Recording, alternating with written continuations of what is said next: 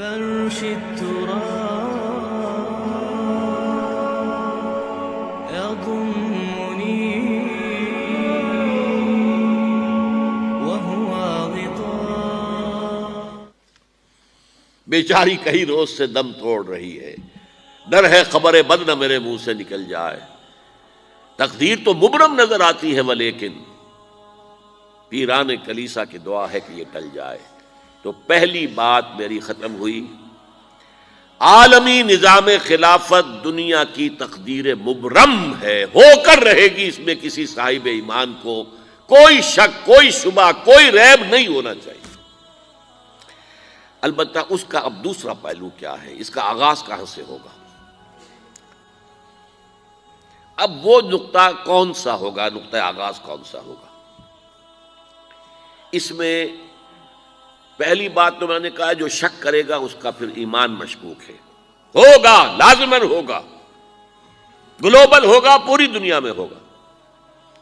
کہاں سے شروع ہوگا اس میں آپ اختلاف کر سکتے ہیں، لیکن مجھے تو دو حدیثیں تو ملی ہیں جن سے یہ اندازہ ہوتا ہے کہ یہ اس مشرقی خطے سے ہوگا، عرب کے مشرق کی جانب کسی ملک سے ہوگا، کسی خطے سے ہوگا.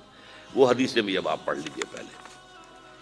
پھر میں کہہ رہا ہوں یہ خزانہ ہے جو ہم نے آپ کی خدمت میں پیش کیا ہے، کاش کہ آپ اس کی قدر کر سکیں. یہ حدیثیں آپ کو ازبر ہو جائیں، یاد ہو جائیں، لوح قلب پر نقش ہو جائیں. ہندوستان اور خراسان یعنی موجودہ افغانستان کا ذکر.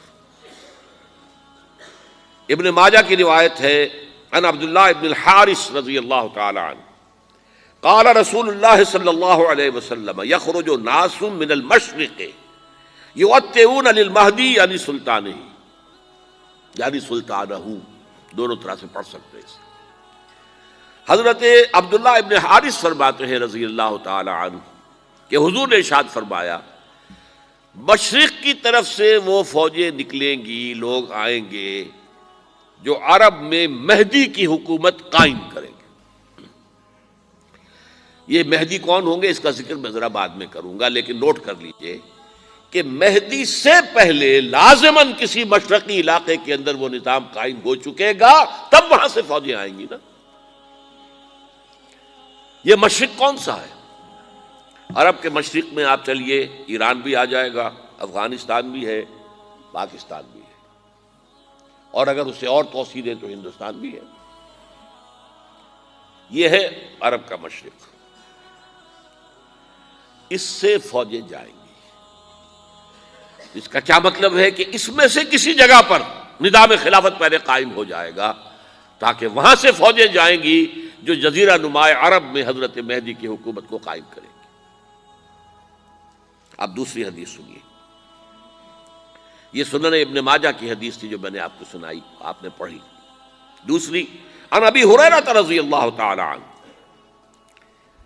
یہ ترمذی شریف کی روایت ہے. قال قال رسول اللہ صلی اللہ علیہ وسلم یخرج من خراسان رایات سود لا يردها شیء حتی تنصب بایلیا. خراسان کے علاقے سے سیاہ جھنڈے لے کر فوجیں آئیں گی، ان کا رخ کوئی موڑ نہیں سکے گا، ان کو پیچھے پھیر نہیں سکیں گے کوئی بھی، یہاں تک کہ وہ یروشلم میں جا کر جھنڈے نصب کر دیں گے. ایلیا حضور کے زمانے میں یروشلم کو کہتے تھے. یہ یروشلم تھا جب حضرت سلیمان کی حکومت تھی اور یہاں پر معبد سلیمانی، ہیکل سلیمانی قائم ہوا. پھر یہ یروشلم ہی رہا ہے تاریخ میں، یہاں تک کہ سن 70 عیسوی میں جب ٹائٹس رومی جنرل نے اس کو گرایا، ختم کیا، سیکنڈ ٹیمپل گرا دیا اور یہاں سے یہودیوں کو کہا نکل جاؤ یہاں سے، کوئی یہودی باقی نہیں رہا، تب بالکل تہو بالا برباد کر دیا.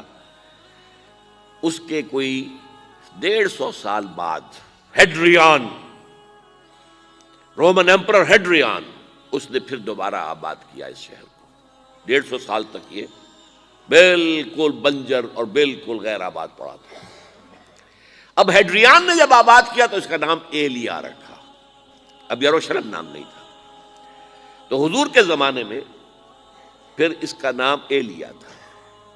اور اب اس سے کیا معلوم ہو رہا ہے کہ یہ یروشلم مسلمانوں کے قبضے سے اس وقت نکلا ہوا ہوگا.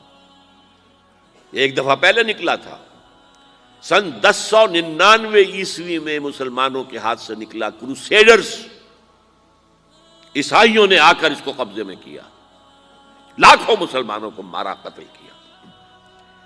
اس کو 1187 عیسوی میں واپس لیا ہے.